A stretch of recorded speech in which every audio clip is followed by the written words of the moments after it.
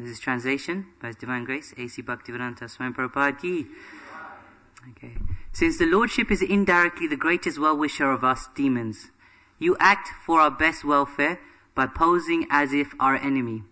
Because demons like us always aspire for a position of false prestige, by chastising us, you give us the eyes by which to see the right path. This is purport by Prabhupada. Bali Maharaj considered the Supreme Personality of Godhead a better friend to the demons than the demigods. In the material world, the more one gets material possessions, the more he becomes blind to spiritual life. The demigods are devotees of the Lord for the sake of material possessions, but although the demons apparently do not have the Supreme Personality of Godhead on their side, he always acts as their well-wisher by depriving them of their positions of false prestige. By false prestige, one is misguided, so the Supreme Lord takes away their position of false prestige as a special favor. Om Jnana Tirmandasya Gananjana Shalakaya Chakshuru Militam Yena Tasmai Shri Guruve Namaha Shri Chaitanya Manobhistam Stapitam Yena Bhutale Swayam Rupa Kadamayam Tadati Swapadantikam Vandeham Shri Guru Shri Yuta Padakamalam Shri Guru Vaishnavamscha Shri Rupam Sagajatam Sagana Raghunatam Vitam Tam Sajivam Sadvaitam Savadutam Parijana Saitam Krishna Chaitanya Devam Shri Radha Krishna Padan Sagana Lalita Shri Vishaka Vitamscha Krishna Karuna Sindhu Dina Bandhu Gopesha Gopika Kanta Radha Kanta Namastute Tapta Kanchana Gaurangi Radhe Vrindavaneshwari Vishabhanu Sute Devi Pranamami Hari Priya Vanchakalpa Tirubhascha Kripa Sindhu Avebacha Patitanam Pavnebhyo Vaishnavebhyo Namo Namaha Jai Shri Krishna Chaitanya Prabhu Nityananda Shri Advaita Gadadhara Shri Vasadi Gaura Bhakta Vrinda Hare Krishna Krishna Krishna Hare Hare Hare Rama Rama Rama Hare Hare. So once again, the translation. Since your Lordship is indirectly the greatest well-wisher of us demons, you act for our best welfare by posing as if our enemy. Because demons like us always aspire for a position of false prestige, by chastising us, you give us the eyes by which to see the right path. Hare Krishna, everyone. So first of all, I'd like to seek the blessings of all the Vaishnavas present here today. It's very purifying preparing for a Bhagavatam class because there's all these elevated personalities and speaking in front of them is like quite nerve-wracking. But I'm going to try my best. I've got something prepared down. I want to thank Nandan Prabhu for giving me the opportunity since he's the new class coordinator. And also Sutapa Prabhu, he's not here but he helped me also prepare this class as well. So today we're reading the pastime of Bali Maharaj. So we've been on this pastime for a while. It's been a few months since we've been discussing this. So I was just thinking maybe I could just summarize, very brief summary as to what's been happening so everyone's on the right page, So of course, this pastime goes back to the churning of the milk ocean. We know there was like a war. So the demons and the demigods were actually working together to actually churn the nectar.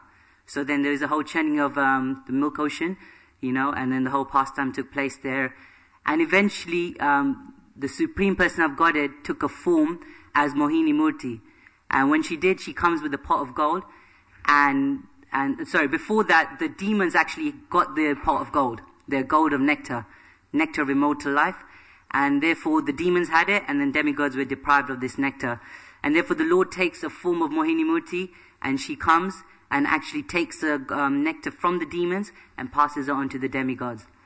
When the demigods get the nectar, what happens is they actually become invincible and they actually defeat the demons.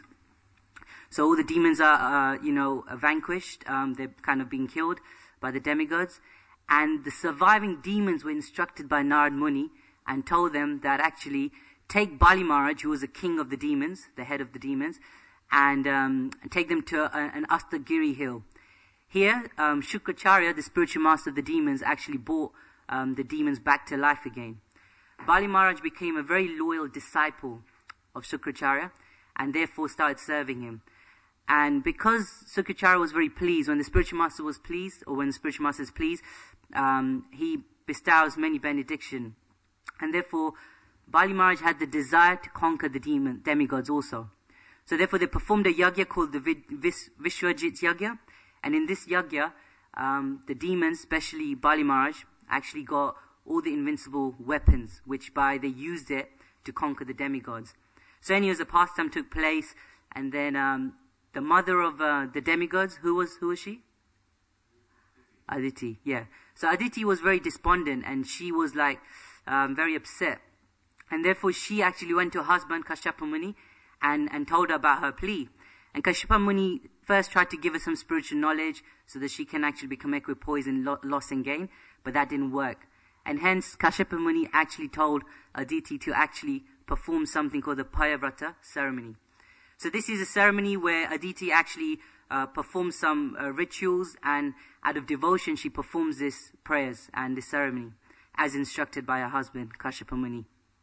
And being very pleased by her, the Supreme Personality of Godhead actually appeared to her, and in his four-armed form. She offers wonderful prayers, we read in the previous chapters, to Vishnu, and the Lord, being very pleased, agrees to actually become her son for the purpose of protecting her other sons. One day, Kashyapa Muni was situated in trance, in meditation, and within him he could see that plenary portion of the Supreme Lord actually entered within him. What Kashyapa Muni did is then he transferred this potency into the womb of Aditi, and this way the Lord appeared as the child of Aditi and Kashyapa Muni, who's Vamandev. And so this is what the previous chapter was. And when Vamandev was born, he was a dwarf Brahmana, little small child. When he was born, all the demigods offered him wonderful gifts. It's mentioned that Mother Earth gave him deer skin, so he can wear that. Moon God actually gave him Brahmadanda. The deity personified gave him an umbrella. Kuvera actually gave him pot for begging alms. And Lord Shiva's wife actually gave him his first donation. Like that. So this is what happened. And then one day, Lord heard that Bali Maharaj and all his entourage were actually performing a yagya. And he decided to therefore go there and actually show Bali Maharaj some mercy. And therefore Bali Maharaj, when the Lord appeared, he was very effulgent. He was very effulgent, and he was very attractive. He's such a small young child. He's Supreme Person of Godhead, so he's very attractive. And therefore in the assembly where all the yagya was being performed, they all became very attracted to Lord Vamandev. Bali Maharaj was very pleased with Vamandev, even though he was disguised as a Brahmana, and therefore he decided to give him some benediction. So, the whole conversation take place, saying, Vamandev saying, I don't want anything, etc., etc. But ultimately, Bali Maharaj was very persistent, and therefore he said that, I want to give you some benediction.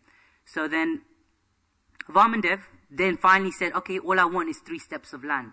So we all know the pastime, 3 steps of land. Shukracharya gets involved, saying that he's, cheating you. But Bali Maharaj was a man of honor in the sense that he would never fail to give charity to a Brahmana, even if he comes as disguised. So therefore, he decides to give the 3 steps of land.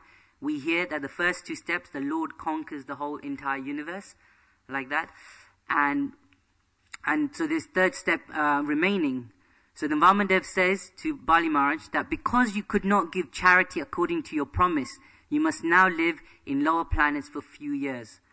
After mercifully taking all Bali Maharaj's possession, the Lord arrested him just to show everyone the greatness of his devotees' tolerance.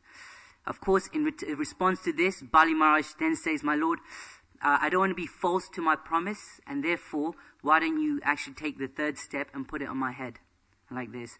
And then when he does this, he actually offers these beautiful prayers, and today's verse is also another wonderful prayer he's actually praying. And so today, when I read this verse, I was thinking, wow, it's like even though the purport's quite short, the concept is it's quite big, and I was thinking of focusing on one concept, and its focus of learning today is that in the purport, Prabhupada said in the material world, the more material possession one actually acquires, the more one becomes blind to spiritual life. And the cause for this is one-fold. What is the one cause that Prabhupada describes in the purple that is the cause for one becoming spiritually blind? This session is going to be very interactive, so please, you can be with. Yes, thank you. False prestige. And so today's topic will be actually based on false prestige, and I wanted to actually dissect this concept. So I have 5 points to present. We'll go about half an hour, and then after that, if there are any question answers, if time permits, then we'll do that.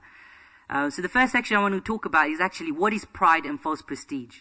We're just going to explore that concept a little deeper, and also to explain this concept, I'm going to actually show a model that I came across, and I find it very, very instructive in the sense that if we actually understand this model and we see it, then actually we can summarize the whole of Krishna conscious philosophy using this model. So that's what I'll be talking about first, explaining this model. The second point I'll be talking about is that what's the consequence of functioning on the platform of false ego? When one functions on the platform of false ego, what's the consequence? What's the consequence of that? Third point that we'll be talking about is what are the different factors which can actually cause one to increase their false prestige, like that.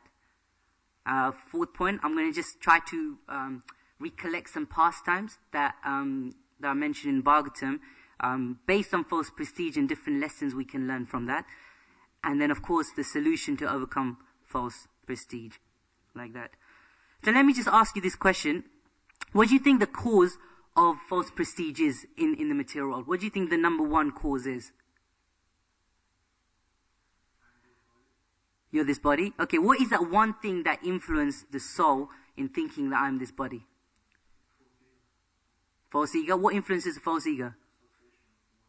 Okay, absolutely. So it's association modes of material nature. Believe it or not, all the problems that are there in the material world is caused by the modes of material nature. So I'm just going to show you a diagram. I'm going to run through it, and then we can try to see where false prestige and all the other narrative fits into, So I was wondering, maybe Shiv, if you can just, so it's a little bit different, for me, if I have to understand something, visual aid helps. So we're just going to show, it's not like a university, so don't get too excited. It probably reminds you of college days or something. But it's just a flowchart. A diagram generally helps to understand the whole concept. Okay? So can everyone see the board? Is that okay? Okay, so it's mentioned that we all come from the spiritual world. Okay? Now I'm not going to go down into the concept of why we came, because that's a whole new debate and I don't want to get into that. But we'll just take it that we did come from the spiritual world. Prabhupada said that. So we came from the spiritual world, and the nature of our identity is we are Sat, Chit, Ananda, right? But for whatever reason, we decided to come to the material world, and hence Krishna creates this entire material universe. When we come in the material world, what happens is that we actually first will get influenced by the modes of material nature. It's called the material energy. And when the soul gets covered or gets influenced by the modes of material energy, the first thing that actually happens is, first of all, your pure consciousness become contaminated. How? Because when we actually get influenced by the modes, our chit potency gets affected. What is the chit potency? Knowledge. The fact that we all know, we're full of knowledge, cognizant, that's another word, fully aware. So when we get influenced by the modes of material nature, we forget that we are actually Sat, meaning eternal, and we forget that actually we are always blissful. And because of that, what happens is, as you can see, GPI stands for goodness, passion, and ignorance. So because of that, our consciousness gets contaminated. So then our pure consciousness becomes conditioned. Okay, so we come to the material world, we become bombarded by the modes of material nature, and our pure consciousness, which is Sat, Chit, Ananda, becomes Asat, Achit, and Ananda. Yeah, you know what I mean. Right? So opposite of Ananda. Okay, so then what happens is, then you have two choices. Okay, the first choice is that you take a material body of 8 million species of lower consciousness, lower species of life. Okay, so then you come down, you take 8 million species, and it goes in through evolution cycle. It's called the spiritual evolution. So you go through all these 8 million species, and you again get, the modes of material nature will create your consciousness and the body, and you keep on going through that. When you go through all the 8 million species of life, what happens is you finally take a body of a human being. Now it says it's only in the human body, when we have a human body, we can actually start questioning deeper aspects of life and start questioning why we're here and what is the whole purpose of life. Now when you have a human form of body, what happens is we have choices. Okay? We can actually make choices utilizing our free will whereby what to do. Animals don't have choices, and therefore they just simply run on or function on instinct. Yeah? So function on instinct. Humans have choices, and because they have choices, we actually can desire. The desire is actually done by the subtle body, by the mind and intelligence. Once you desire, what happens to the desire? You actually start performing an action. So you perform the action is performed by the gross body. And when you perform an action, any action in the material world, what happens is you actually accumulate karma. When you accumulate karma, your karma actually creates a profile so that when you die, at least when this present physical body expires, your karma will produce a profile, and that profile, will be actually, the modes will actually give your body based on that profile, like that. Does the model make sense? Yeah? So you guys are probably thinking, okay, what's your point? Where does false prestige come into this? Well, it all comes into this whole concept of pure consciousness condition. So, it's explained that false prestige, what does it mean? What does pride mean? It means that when one becomes inflated with the sense of one's personal status and accomplishment. It says, due to the misconception that we are this body, we start thinking that we permanently own that we only temporarily take care of, i.e. our talents, abilities, position, and possessions. So when we think that we're this material body, and we think that everything belonging to this body is mine, and I'm the controller, and this is what actually I function on, then this is where problem strikes. Because we all know that we're not this material body, and to the degree we think we're this body, we're going to continue going into this cycle like that. False ego and false prestige is quite dangerous because it can send one off to a dangerous ego trip that, I'm superior to everyone else and I can actually independently do things without Krishna, So that's the problem with false prestige, And the consequence of false prestige is quite dangerous because the whole goal of life is actually to break out of this cycle and actually revive our original consciousness. Okay? Revive our original consciousness and try to understand what a true, pure consciousness was. But the problem is, as long as we're in this cycle, there is no way are we going to actually revive our consciousness. In fact, we will actually polluting our consciousness more and more. So it's mentioned that false prestige, all this stuff actually functions on the modes. All the different anarthas we see in life actually functions and governs by the three modes of material nature.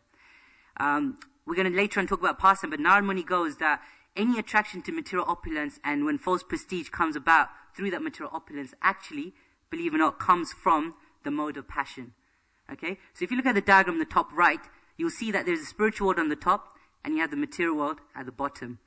So it's mentioned that when one functions in the mode of ignorance, what happens is one actually goes deeper and deeper into the material existence. So you become even more entangled. When you function on the mode of passion, what happens is actually you don't go down, you don't go up, but you just hang around. You just hang around in the material. So you're still entangled. And when you function in the mode of goodness, it's mentioned the mode of goodness, you're actually elevating yourself, going upwards. You're not in the spiritual world, but what happens is you can actually see, you see that small rectangle, that's actually a mirror. In the mode of goodness, we can actually see and perceive the spiritual world, at least theoretically. But even in the mode of goodness, you can still have the sense of false prestige also, like that. So it's mentioned that the three modes of material, the three modes actually block our intelligence and discrimination and hence prevents us from uncovering our true spiritual identity. So it's mentioned that actually because of these three modes, we think we're this body and it keeps us in this cycle of birth and death. What is the problem with hanging around this material world? It's not nice. But many times people can say, well, you know what, I'm happy, I have all the money in the world, I have the fame, I have, everything that one could actually aspire for. But still, what is the problem? It doesn't last, it's temporary. Absolutely, it's temporary. No matter how wealthy one is, no matter what attributes or abilities someone has or whatever fame they have, no one in the material world can actually escape the threefold of miseries, right? Adi Atmic, Adi Bautik, and Adi Devic. So it's mentioned, as long as we're in this cycle, you're going to come across this. And if you're in this cycle, there's no way are you going to experience your Satchit and Ananda potency. So the only way you can actually revive your original consciousness is breaking out the cycle. So what do you think the process is to break out this cycle? Don't be shy. Okay, but the process itself, what does a spiritual master teach you? Chant Hare Krishna, what category does that come under? Devotional service, right? So we're actually practicing devotional service. Bhakti yoga is the process whereby we can actually break out of this cycle. Now, is it really as simple as it sounds? Not at all, right? You find life becomes more complicated when we take to spiritual life, right? Sometimes we're like in no man's land, neither there or here, you know? And it's interesting because even practicing spiritual life, there are many obstacles that we need to be aware of also. And I just wanted to mention one verse that I find very inspiring and something that as aspiring devotees we can be cautious of. And this is a verse that Bhagavatam is in the first canto, 8th chapter, verse 26. And it's one of the verses that Mother Kunti prays. And the prayer is that, I won't recite the Sanskrit because my Sanskrit is not great, but I'll tell you the English anyways. So here's Queen Kunti. She's praying that, "Oh, my Lord, your Lordship can easily be approached, but only by those who are materially exhausted. One who is not on the path of material progress, one who is on the path of progress, trying to improve himself with respectable parentage, great opulence, high education, and bodily beauty cannot approach you with sincere feeling." So actually, Queen Kunti says these are the 4 obstacles that one can actually come across whilst practicing devotional service. You know, and I just briefly wanted to go through them. That high parentage, good wealth, high education, and attractive beauty. How can these be an impediment in devotional service? Okay, and I'm going to throw out to you. I've got a few more minutes. Why is high parentage an obstacle in path of devotional service? Pride of what? Yeah. Jai Shri Shri Radha Gokulananda ki, Sita Ram Lakshman Hanuman ki, Shri Gaur Nitai ki, Jai. Yes, absolutely. Thank you. Pride, because you just feel you're proud. One becomes puffed up thinking that you're spiritually advanced because I've been born in a spiritual oriented family. I'm pious, and because of this, one can actually slack and feel that he's ahead of some other people also. Panraga?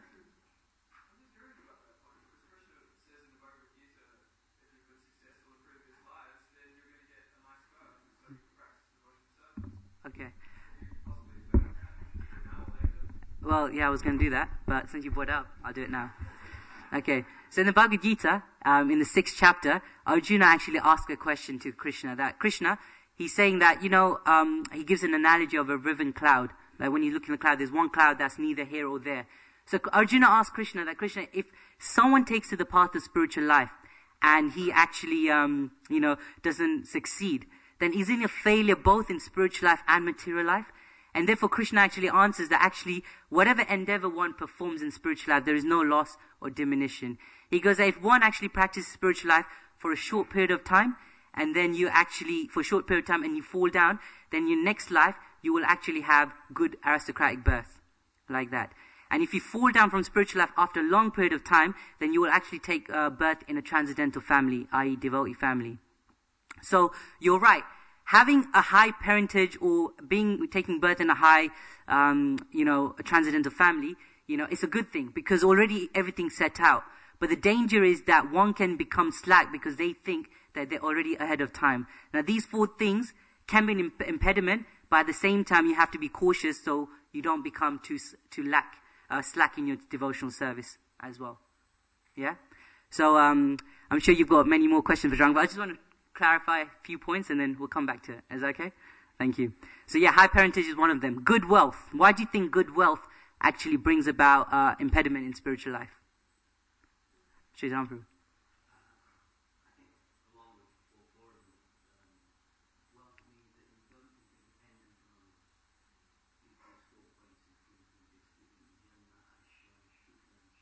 Yeah.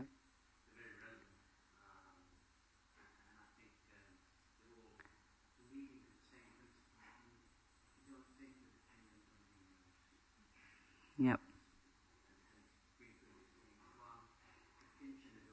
That's right.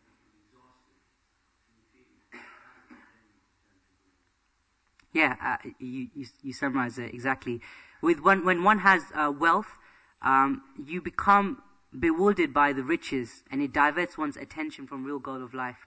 When the thing with wealth is actually that when one is actually wealthy, and that's what the consciousness is, then his mission becomes to preserve the riches and increase the riches and enjoy the riches, and actually can help you divert your attention on the actual goal of life, you know.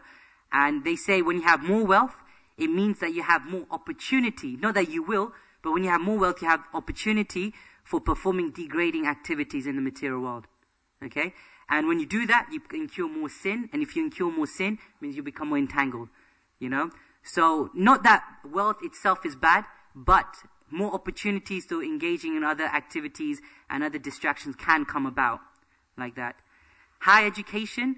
When one feels he's higher than others, Krishna speaks about this in the 7th chapter of the Gita.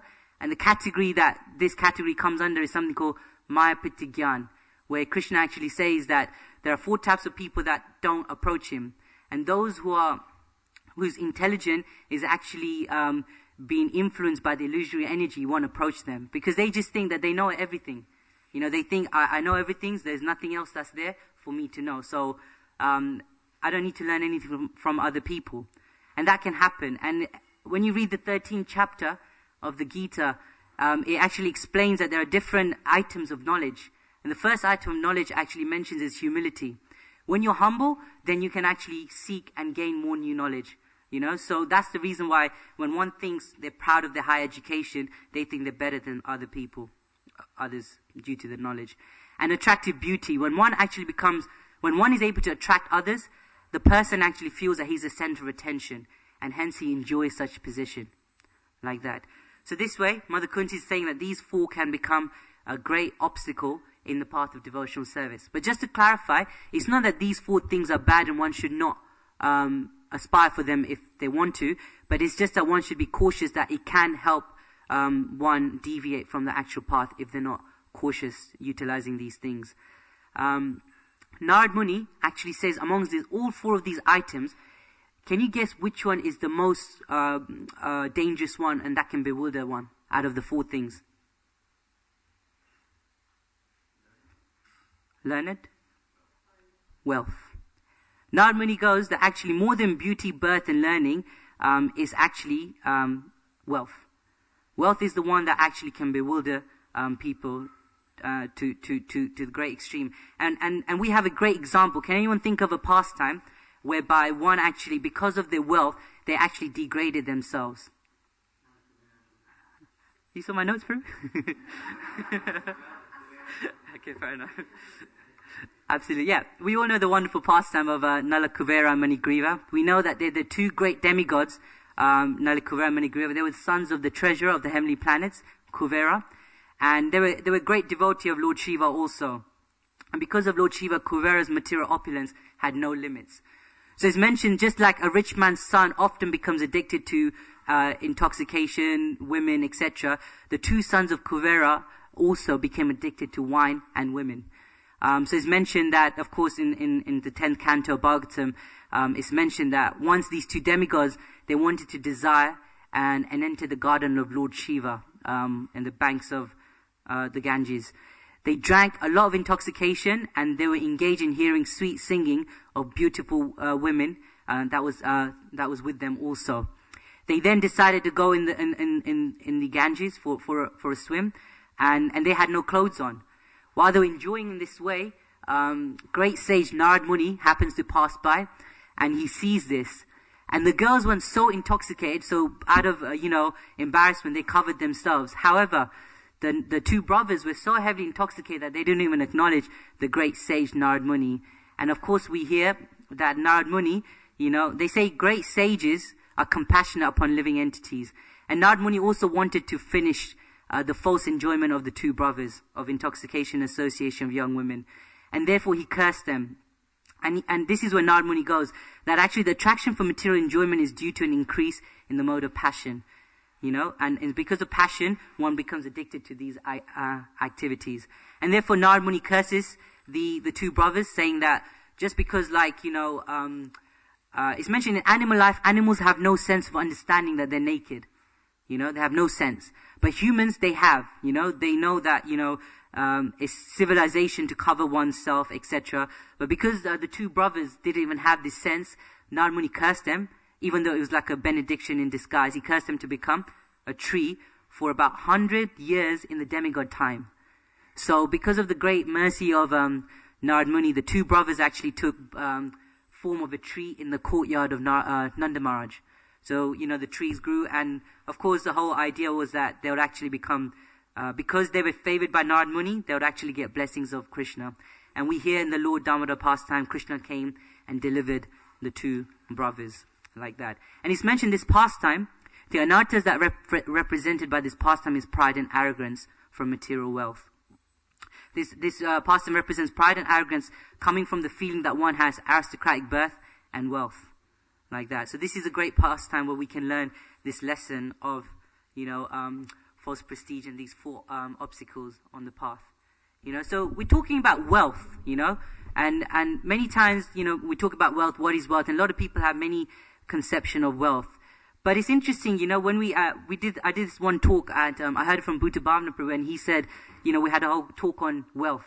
And he was asking this question that, what is actually true wealth that one actually possesses? If an investment banker invests 10 million pounds in the stock market and he's borrowed all this money from all the different people, he invests it thinking that he'll get more returns than what he's invested, but for some reason he crashes, the stock market crashes, and therefore he loses all his money. How do you think this investment banker would feel? Suicidal? What else? Bad investment for sure. What are the different feelings this person would be going through? If you lost 10 million pounds, right, what are the feelings you go through? You're frustrated, you're angry, your anger, even suicidal thoughts may come, and even if someone comes up to you and say, look, mate, I'm going to take you on a holiday, would you want to come along to it? Would you actually be able to enjoy the holiday? No, not at all. You're absorbed in that. And what's the only solution for your misery? He's not a devotee. But for a person like that, the only thing that can actually, pacify him again is to revive that wealth that he's lost. Right? So in the scriptures mentioned that actually, to be honest, we all have lost the most valuable asset in our life. And the funny thing is that we don't even know that we've lost it. And the very fact that we've lost it, we don't even have these feelings that, when we lose something valuable, we have these feelings, but we don't even feel it. We don't feel frustrated, anger. We may not have the desire to actually reclaim it. Radha Maharaj makes an interesting point. He goes, real wealth is not, one who has the most, but is one who needs the least. Real wealth is not one who has the most, but one who needs the least. And he goes, real wealth is actually things that one has that money cannot buy. That is what real wealth is. Things that one actually possesses that money can't buy. And what is that one thing? It's interesting in the CC, Lord Chaitanya asks Ramananda Ray that who is the most wealthiest man?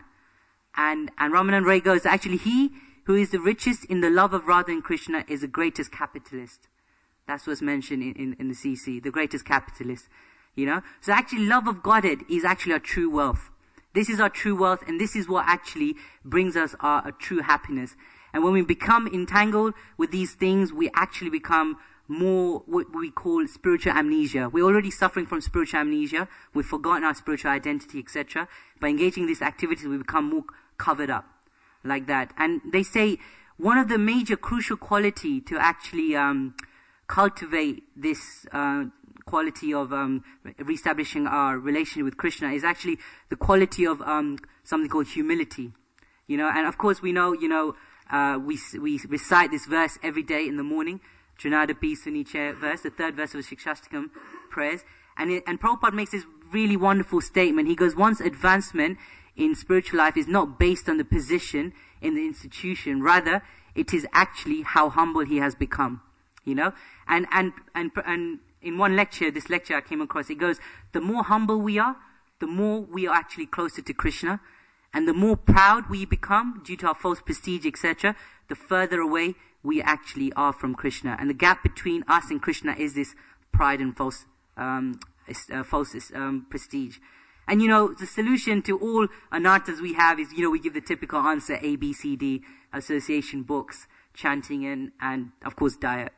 Diet is definitely many people's saving grace. But actually, I always say, out of these 4 things, the most important is actually the association. One may not be able to read or chant or whatever, but if they have the right association, if one actually associates with people who are humble, who are free from false prestige, and who actually have natural compassion for people in general, one can actually imbibe these qualities as well and naturally come back on the right path as well. I had many things to say, but I'm just conscious of time, and I don't want you guys to miss your breakfast also. So we've got a few minutes, so I don't know if I should do this, but I'm going to throw out to you guys for any questions.